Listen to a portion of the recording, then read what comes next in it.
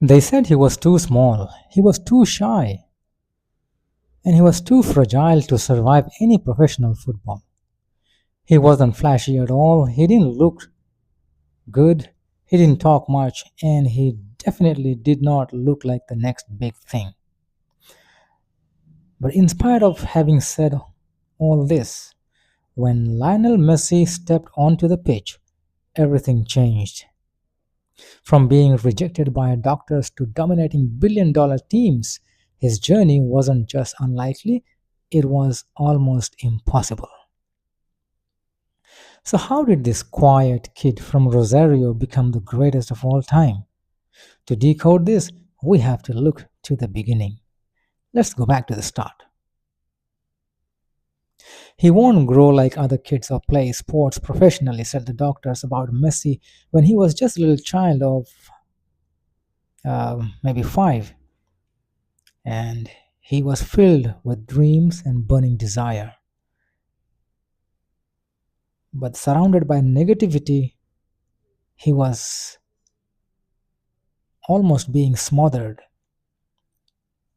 Nevertheless, Messi joined a small club, Grandoli, at the age of 5, when he scored within minutes. His grandmother used to take him every day for training. Every day she would attend the matches and always clap the loudest. But she passed away when Messi was just 10. Every goal I score is for my grandmother, said Messi in an interview. And as every time he scores, you see him pointing skyward, paying tribute to his first supporter, his grandmother. When he was 7, he joined the club that Maradona played for, New Old Boys.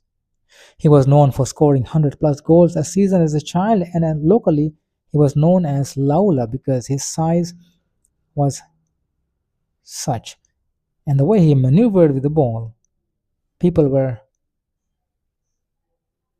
compelled to call him with this nickname. It was also said that the teams used to refuse to play if they knew Lionel Messi was in the new lineup. At 10, he was diagnosed with a growth hormone deficiency. The treatment wasn't affordable. $1,500 a month was required for his treatment. His dream was shattered. However, little Messi did not lose hope and kept on going for matches, to clubs, playing, scoring, as if a hungry lion was hunting for its prey. Messi's father used to send videos of him playing for European clubs. Barca's scout Carles Reichardt watched a video of Messi juggling with his feet, with his knees, and with his head. Sign him immediately, said the coach. Lionel Messi's contract with Barca Academy was signed on a napkin at a restaurant. He left for Spain soon with his father. Without a second thought, his father and Messi packed up for Spain. The Messi left his family, he left his friends and culture, and came to a foreign land, all for his passion, for his dream. At La Masia, he didn't speak much or make friends. They called him El Mudo, the mute.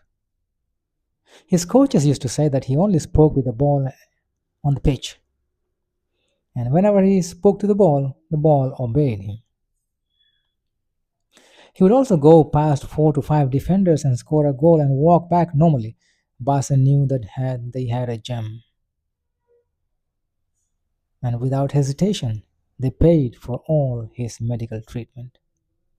He would receive injections every night and trained daily. Barca was building an unstoppable machine. Barca coaches said that he was too good for his age. They realized that he was something special, something never seen before, a wonder kid. He showed that he was different. It was difficult to read him or even to control him. Soon people started to recognize the magic. The little boy from Rosario will soon crumble professional seasoned football giants. At 16, Lionel Messi humiliated the senior Barca team. We knew then he was different. He was a freak, said Xavi, a Barca legend. Messi played his first official match at 17 versus Albacete, where he scored his first official goal assisted by Ronaldo. The first goal was ruled offside, so Leo had to repeat the same whole thing and scored again. His celebration? Nothing flashy, barely a smile. He was a silent warrior. Despite his early show of talent, people doubted and criticized. Too small, too fragile, too weak, too quiet to be a leader. He was seen as a mere backup. People focused on other stars like Ronaldo, Henry, and Eto'o. They thought he was just a bench warmer. They had not yet recognized the genius, the most lethal player that had entered the world of football. However, in the meeting room, Pep Guardiola and Johan Kroh were examining the boy closely. They didn't just recognize the sheer talent, but they knew they had acquired a weapon. Pep Guardiola believed that Messi is not just a player, he is an inbuilt system, he is a team within himself. So Pep Guardiola started designing a team built around Messi. He would design a midfield that fed Messi, that made him into a goal scoring machine. Pep was bringing a revolution, and Messi was his motto. Messi was his flag. Messi was his agenda. Messi is untouchable, Guardiola said in 2008, and it is true even till today. Barca was preparing a system machine that would make legends question their own football skills. He disgraced Juventus. He vanished past defenders. His overwhelming performance made Juventus manager Fabio Capello wish to sign him, saying, "Who is this kid?" Barca knew what was cooking. Barca refused. They knew the value of Messi. Then Messi faced the furious Chelsea in a Champions League match. Messi, with his simple yet uncanny skills, infuriated the defense so much that Del Orno received a red card after fouling Messi repeatedly. Messi had to walk out with his injured thigh. But by now, Messi had already made his mark and brought the entire stadium to his feet. The English press stopped doubting. Messi faced Gaffe and scored a goal that shocked the football world. Stole the ball from half line, glided past 3 to 4 defenders, faked a shot that left the goalie on the ground, and there, wham, he scored. This was identical to Maradona's goal in 1986. Barca won. Only the unreal goal was remembered, not the score. Messi was a playmaker. The game revolved around him. As simple as he played, teams couldn't devise strategies to stop him. Rivals began to mark him, and coaches started to make strategies to control him and to stop him. But Messi was unstoppable.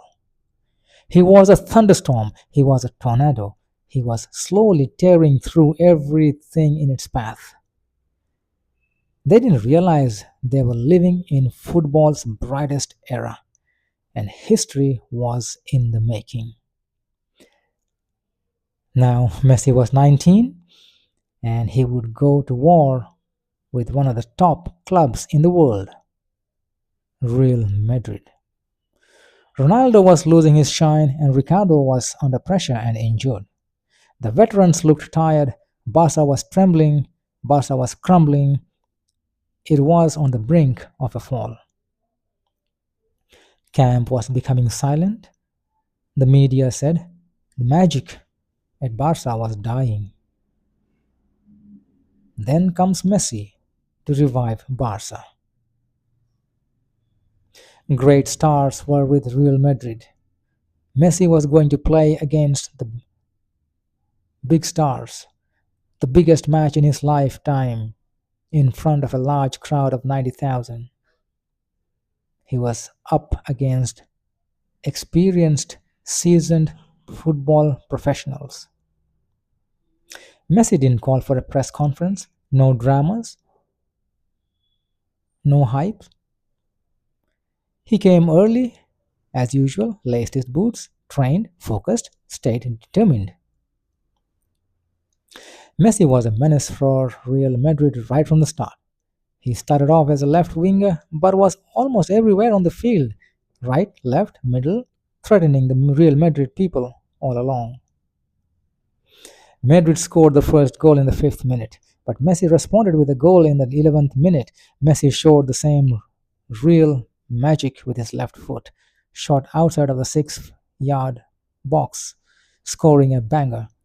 He scored an equalizer against most accomplished defenders like it was nothing. The crowd was electrified. Madrid scored again. Messi scored another equalizer and walked back without celebrating.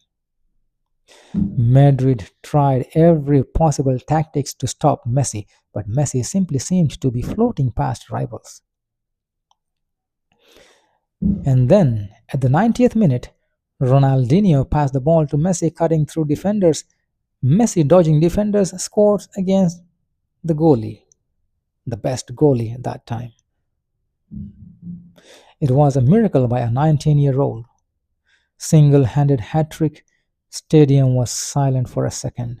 Awe, unbelief, disbelief filled the arena. Barca, which was fading, was revived by Messi. Messi was a leader of a kind, not the one who wears armband or gives speeches.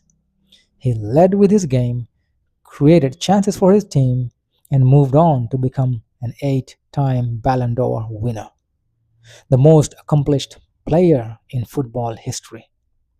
He is God gifted. Ronaldinho then got transferred to Milan. Messi became the new number 10, and since then he's always been number 10. But success was not overnight. With the sheer talent and skill that he got, he practiced religiously. Night and day, he worked hard. He trained in the heat, he trained in the rain, and in all seasons.